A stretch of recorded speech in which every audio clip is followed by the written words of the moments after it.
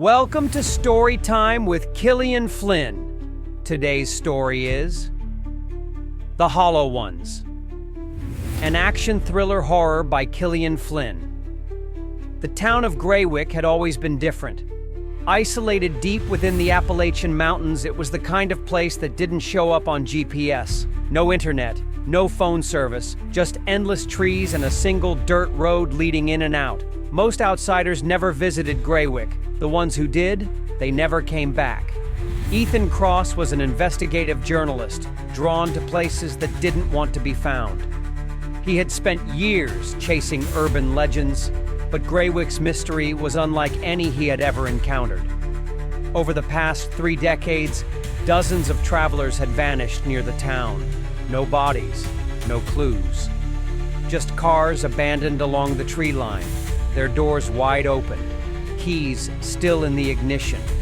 The locals never spoke about it. And that made Ethan want to know more. He wasn't going alone. His team, Mara, a cryptozoologist, Dean, an ex-cop turned security expert, and Will, their tech guy, were all seasoned field researchers. They had handled everything from cult compounds to ghost towns. But this felt different. The deeper they drove into the forest, the thicker the mist became. Ethan checked his GPS. No signal. Figures.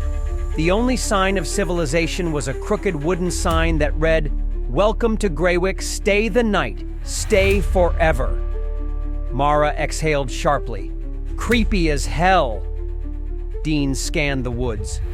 Feels like we're being watched. Ethan ignored them and pulled into the town's empty main street. Greywick was too quiet. Shops and houses lined the road, intact but lifeless. No people, no movement. Then they saw them.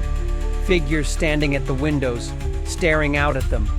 Unmoving, expressionless. Something was very, very wrong. Ethan exited the SUV, his camera ready. "Let's move quickly."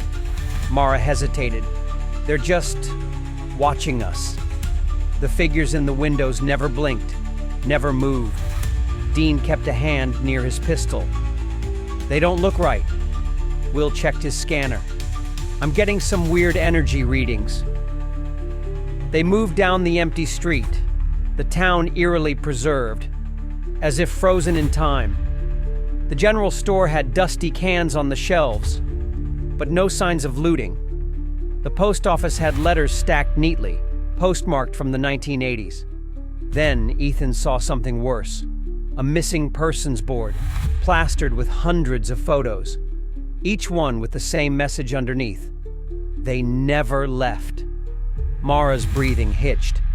"Guys, look at this." She pointed to the oldest photo from 1926.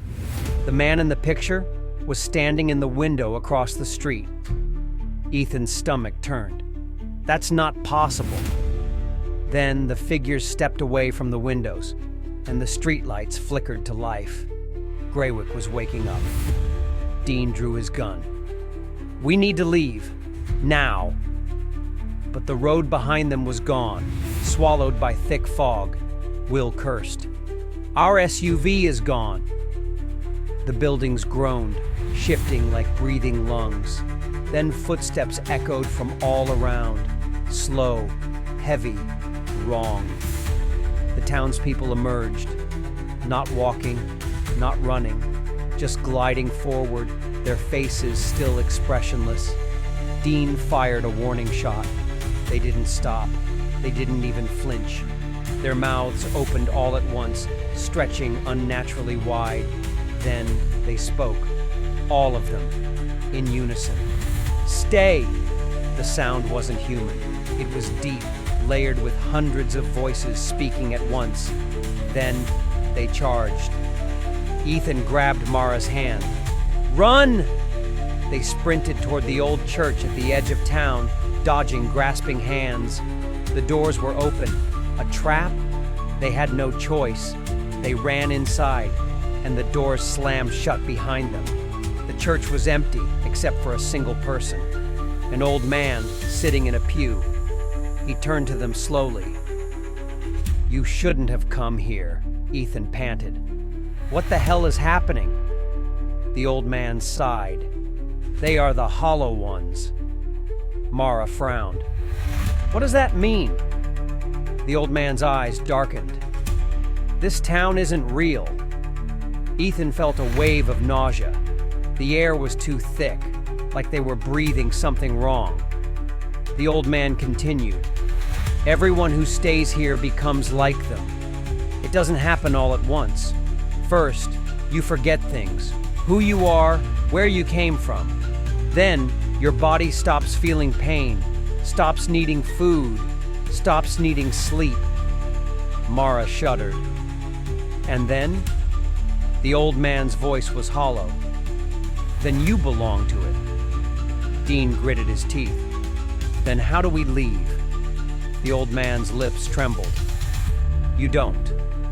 Then his skin cracked like old paper, and he collapsed into dust.